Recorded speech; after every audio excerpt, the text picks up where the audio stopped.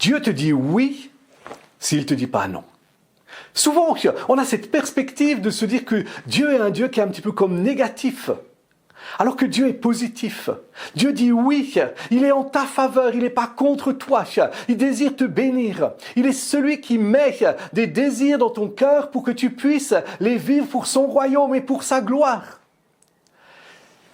Trop souvent, on a cette perspective de croire que Dieu va nous dire non. Ce qui veut dire qu'il y a des choses qui brûlent dans nos cœurs. On se dit, Seigneur, j'ai envie de faire ces choses pour toi. J'ai envie de vivre ces choses pour que tu sois glorifié.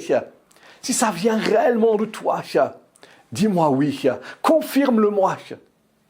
Et on prend du temps dans la prière et dans le jeûne pour ça. Mais si on changeait de perspective, si on disait, Seigneur, je crois que tu me dis oui. Le psaume 37,4 dit, fais de l'Éternel tes délices et il te donnera ce que ton cœur désire. Je choisis, Seigneur, de faire de toi mes délices, de chercher ta volonté, de chercher ton cœur, de chercher à t'honorer, à te glorifier en toutes choses. Et je crois que les désirs que tu mets dans mon cœur viennent de toi et que tu me dis oui. Dieu te dit oui, à moins qu'il te dise non. C'est ce qui se passe, par exemple, pour le roi David. Le roi David, dans 2 Samuel 7, a à cœur de pouvoir bâtir un temple, une habitation pour l'Éternel. Il partage ça au prophète Nathan. Et le prophète Nathan, dans 2 Samuel 7,3, va lui dire « Fais tout ce que tu as dans ton cœur, car l'Éternel est avec toi. » Et à ce moment-là, il lui dit Dieu dit oui, il a cette perspective-là.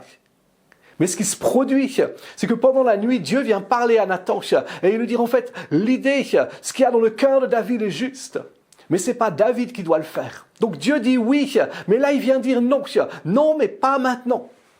Et Nathan va aller partager ça avec David. David va préparer tout pour le temple et c'est son fils Salomon qui va le faire. En fait, quand on adopte cette manière de vivre et cette manière de voir les choses, cette perspective du royaume, je dirais, Dieu dit oui à moins qu'ils disent non, pardon.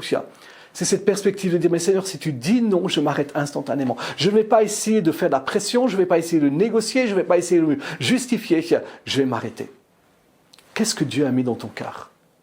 Et si Dieu te disait oui, et en fait il te dit oui, à moins qu'il te dise non. Commence à marcher dans ces choses-là. Présente les choses devant Dieu. Dis, Seigneur, voilà ce que j'ai dans mon cœur, voilà ce que je vais vivre. J'ai confiance en toi. Mais si tu me dis non, si tu m'arrêtes, j'obéirai instantanément.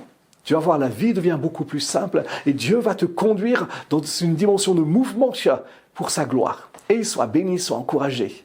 Bye bye.